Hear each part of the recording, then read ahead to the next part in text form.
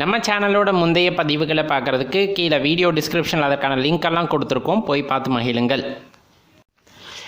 அனைவருக்கும் கோபிநாத்தின் அன்பு வணக்கங்கள் நண்பர்களே. இந்த தொகுப்பில் நம்ம என்ன பார்க்க இருக்கோம்னா, கோவிலுக்கு கட்டாயம் போகணுமா, நமக்கு வேணுங்கிறத கோவிலில் போய் தான் அடைய முடியுமா அப்படின்னு சில கேள்விகள் நமக்குள்ளே இருக்கிறது அல்லவா. அதற்கான விடையைத்தான் பார்க்க இருக்கின்றோம்.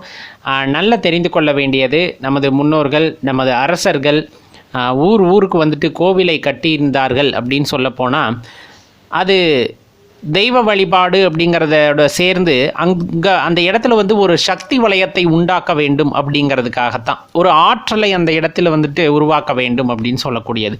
கோவில் எல்லாம் பார்த்திங்க அப்படின்னா பிரதிஷ்டை பண்ணியிருக்காங்க அப்படின்னு சொல்லுவாங்க. என்னன்னு பார்த்தா இந்த எனர்ஜியை ரிசீவ் பண்ணி அந்த இடத்துல தக்க வச்சுக்கும் அப்படின்னு சொல்லுவாங்க. இந்த வளிமண்டலத்தில் இருக்கக்கூடிய எனர்ஜியை ரிசீவ் பண்ணி அந்த பிரதிஷ்டை பண்ண இடத்துல பார்த்திங்கன்னா ஒரு பெரிய சக்தி வளையத்தை உண்டாக்கி வைத்திருக்கும் அப்படின்னு சொல்லுவாங்க.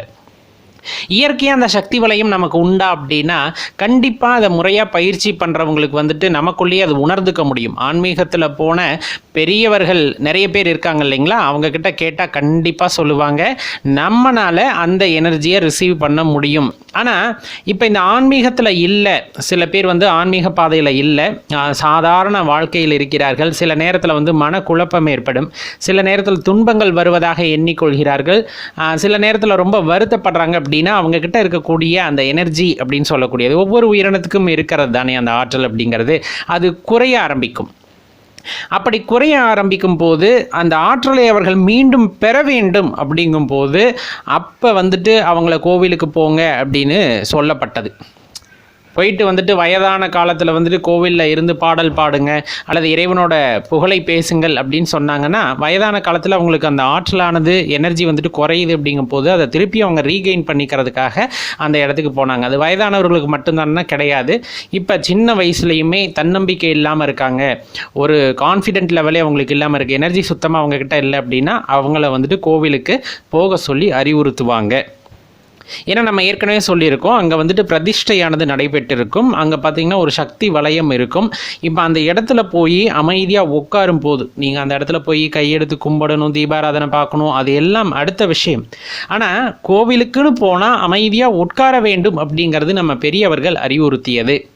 நம்ம கிராம கோவில்களாகட்டும் பெரிய பெரிய கோவில்களாகட்டும் எல்லா இடத்துலையும் போனால் குறைந்தபட்சம் ஒரு 1/4 மணி நேரமாவது அமருவதற்கு முயற்சி செய்யுங்கள். நீங்கள் கோவிலுக்கு போன பலன் உங்களுக்கு வேண்டும்னா அந்த இடத்துல நீங்கள் அமர்ந்து எழுந்து ஆக வேண்டும்.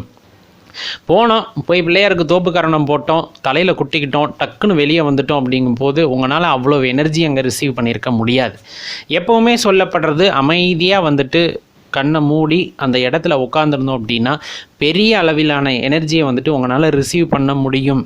இந்த உடலானது அப்படி அமைக்கப்பெற்றது தான் இறைவனால். நம்ம தனியாக பயிற்சி பண்ணி அந்த எனர்ஜியை ரிசீவ் பண்ணுறதுக்கு நமக்கு தெரியலன்னா நீங்கள் கோவிலுக்கு போனீங்கன்னா அங்கே வந்துட்டு பெரிய சக்தி வளையம் இருக்கும், அதுலேருந்து உங்களால் எனர்ஜியை ரிசீவ் பண்ணிக்க முடியும். அதனால தான் பார்த்தீங்கன்னா நீங்கள் எவ்வளவு சோகமாக போனாலும் கோவிலுக்குள்ளே போனதுமே வந்துட்டு ஒரு புத்துணர்ச்சியாக வந்துட்டு ஃபீல் பண்ணுவீங்க. கோவிலை விட்டு வெளியே வரும்போது என்னமோ மனபாரத்தை இறக்கி வச்ச மாதிரி இருக்குப்பா அப்படின்னு. காரணம் வந்துட்டு உங்கள் பாரம் அப்படிங்கிறது நீங்கள் செயற்கையை ஏற்படுத்திக்கிட்டது. அந்த எனர்ஜி உங்களுக்கு உள்ளே போகும்போது உங்களை ரெஃப்ரெஷ் பண்ணி விடுது, உங்களை புத்துணர்ச்சி அடைய செய்யுது அப்படிங்கிற அந்த விஷயத்தை நம்ம தெரிஞ்சுக்கணும். அதனால தான் சொல்கிறது கோவிலுக்கு போனால் அமைதியாக அமர்ந்து வாருங்கள் அப்படின்னு. அப்போ கட்டாயமாக கோவிலுக்கு போக வேண்டுமா?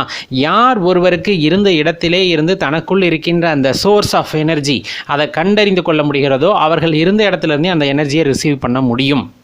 கோவிலுக்கு போய் தான் ரிசீவ் பண்ணணும் அப்படிங்கிறது கிடையாது. ஆனால் அது எல்லாற்றுக்கும் அமைய பெறுவது இல்லை. அதனால தான் நம்ம முன்னோர்கள் பார்த்திங்கன்னா கோவிலுக்கு போங்க, அங்கே அமைதியாக அமர்ந்துருங்க, தியானம் பண்ணுங்கள், ஜெபம் பண்ணுங்கன்னு சொன்னதுக்கான காரணம். அப்போ இனிமேல் கோவிலுக்கு போகிறோம் அப்படின்னா அமைதியாக ஒரு 10 நிமிஷமாவது அங்கே உட்கார கற்றுக்கொள்ளுங்கள். போயிட்டு அவசர அவசரமாக போனோம், அவசர அவசரமாக வந்தோம் அப்படிங்கும்போது நம்மளால் அவ்வளோ எனர்ஜியை ரிசீவ் பண்ண முடியாது.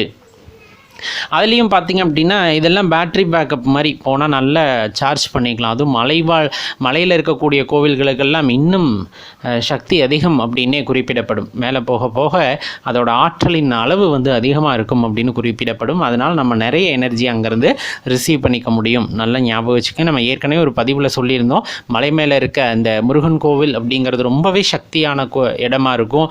அங்கேருந்து உங்களால் நிறைய எனர்ஜியை ரிசீவ் பண்ண முடியும் அப்படிங்கிறது. அதனால் இனிமேல் அப்படி முயற்சி பண்ணி பாருங்கள்.